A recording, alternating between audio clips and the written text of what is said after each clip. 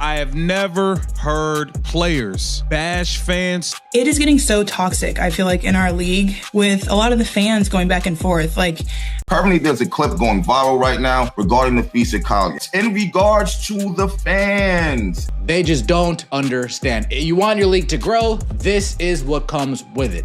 The same fans packing arenas and blowing up the ratings. Basketball and sports are supposed to be so unifying, and it is so toxic. Every game, it's like hate. Why don't you do that, Nafisa Collier? These WNBA fans are going to be the same fans that go to Unrivaled. These ladies don't know how to handle more publicity, more fans. It's actually really, really ridiculous and sad. When a WNBA star called fans toxic, no one expected the internet to explode. But that's exactly what happened when Napheesa Collier sat down on a podcast with legends Sue Bird and Megan Rapinoe. In the middle of what felt like a calm conversation about the league's future, Collier dropped a line that immediately divided fans across the country. It's getting so toxic. I feel like in our league, every game is just hatred. The clip went viral within hours, and suddenly the conversation wasn't about basketball. It was about whether the fans who had finally shown up were now being blamed for everything wrong with the league. But was Napheesa Collier actually wrong? Or was she just the first major star to admit something uncomfortable? It was supposed to be just another feel-good podcast moment. You need every damn fan to watch, to go there to support, period. You should not be saying nothing about fans unless it's in a positive light. Two WNBA icons chatting with a current all-star. But when Napheesa Collier opened up about how fan culture had changed, her tone shifted. She said the energy at games felt different, less supportive, more aggressive. She didn't name anyone specifically, but her words struck a nerve. I feel like people find a reason to try and hate on Bron. I feel like people find a reason to try and hate on Fee. You can't find nothing to hate on that girl about, so you just find this on. You reach it. She literally created a whole league. Napheesa Collier, and her most recent appearance, she reaffirms the belief that these players are just not ready for the spotlight to be shined on them. Basketball is supposed to be unifying, and it's just hatred. It's like we're playing a game and people are saying hateful things about us. That quote hit like a punch, because for years, WNBA players begged for attention. And now that the attention was here, packed arenas, sold out games, and actual rivalries, some fans felt like they were being told they were the problem. You guys said this. You guys said y'all wanted people to come out.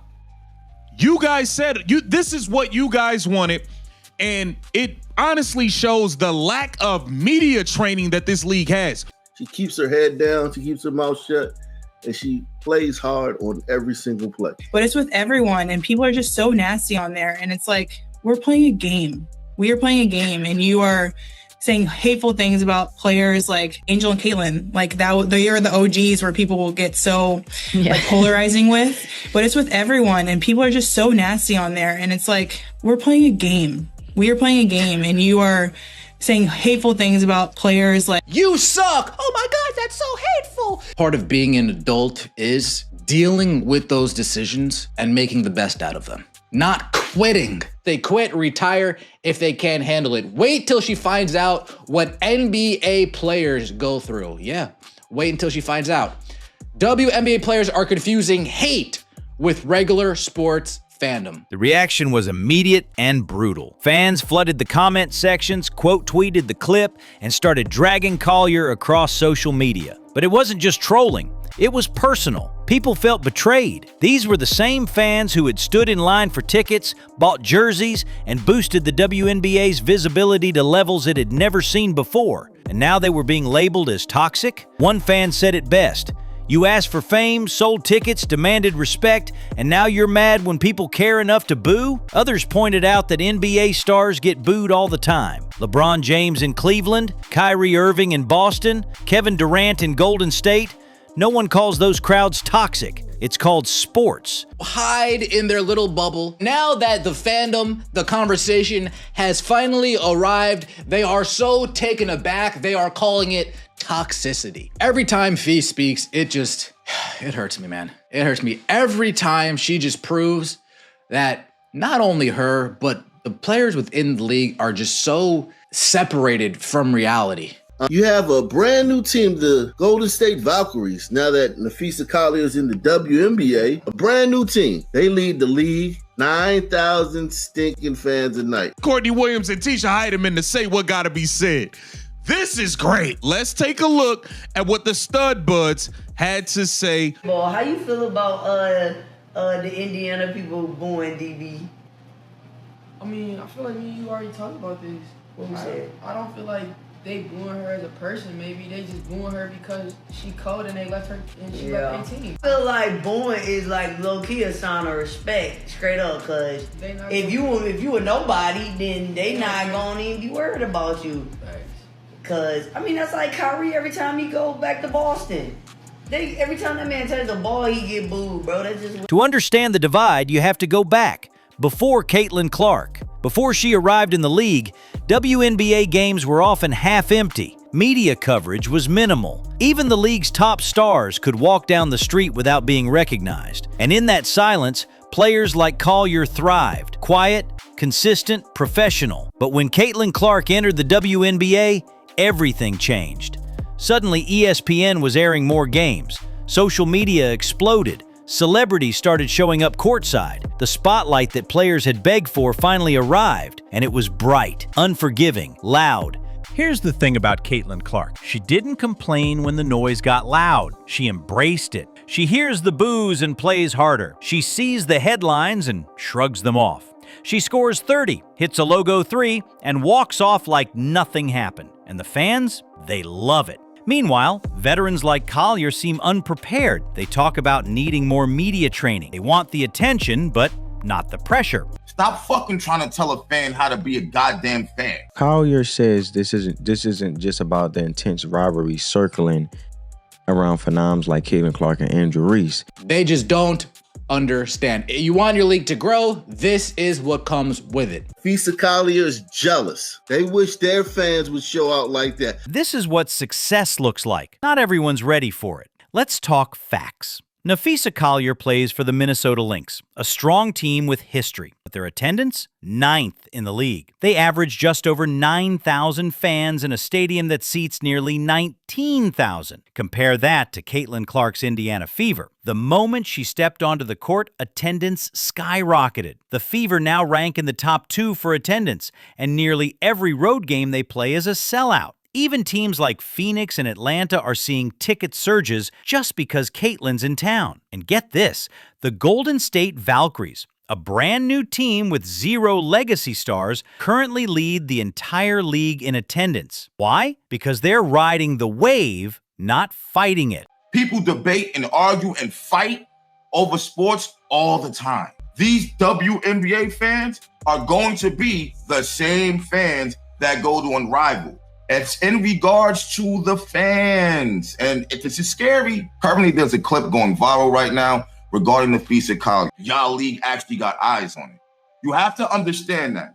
You have to people were not paying attention. Probably when people say this, you're like, oh, yes, they were. Yes, they were. Look at 2 years ago, the All-Star voting, and now look at this year's All-Star voting. Only want to be traded to that team. They're further handcuffing the Indiana Fever. The WNBA needs the fans so y'all can get the money that you feel like you're worth. Like, let's be all the way real here. And here's the core of the issue. Caitlin Clark isn't just a player. She's a brand, a movement. She's changing what it means to be a WNBA superstar. It's no longer just about stats or consistency. It's about connection, charisma, and performance. She's visible. She's engaging, and she's fearless. Meanwhile, Collier and others seem stuck.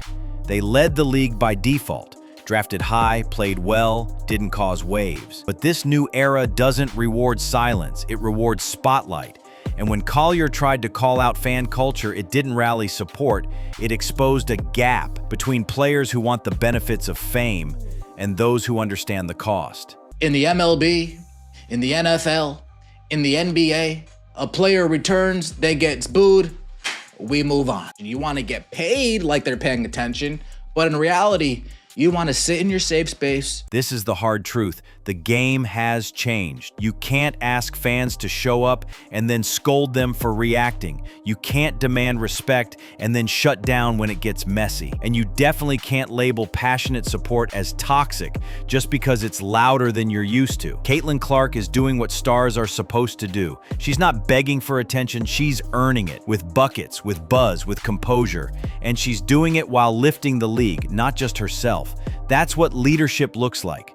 Never complained about toxic fans then. Never. Like the professionals in the other sports do. The questions are going to be loaded.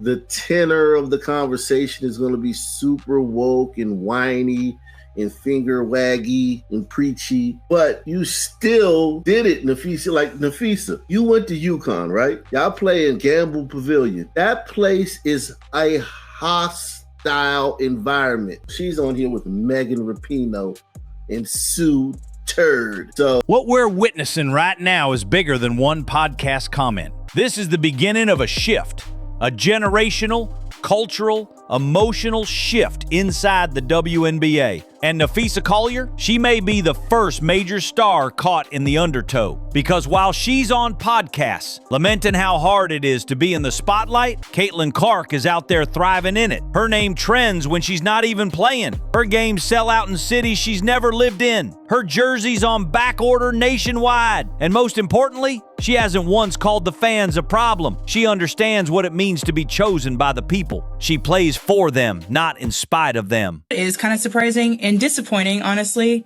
It is getting so toxic, I feel like, in our league with a lot of the fans going back and forth. Like, basketball and sports are supposed to be so unifying, and it is so toxic. Like, every game, just, it's like hatred out there towards other players, and not just, you know, like Angel and Caitlin. Like, that they are the OGs where people will get so like polarizing with, but it's with everyone, and people are just so nasty on there. And it's like, we're playing a game. We are playing a game, and you are saying hateful things about players. Like, I don't know. That has been like really surprising. I feel like we're trending in a really bad spot with that. Clark has firmly established herself as the biggest name in the WNBA. Now the question isn't, is Napheesa Collier right about fan toxicity? The real question is she still the future or just part of the past Caitlin Clark left behind? Drop a mark in the comments if you believe this is Caitlin Clark's league now and everyone else is just trying to survive in it.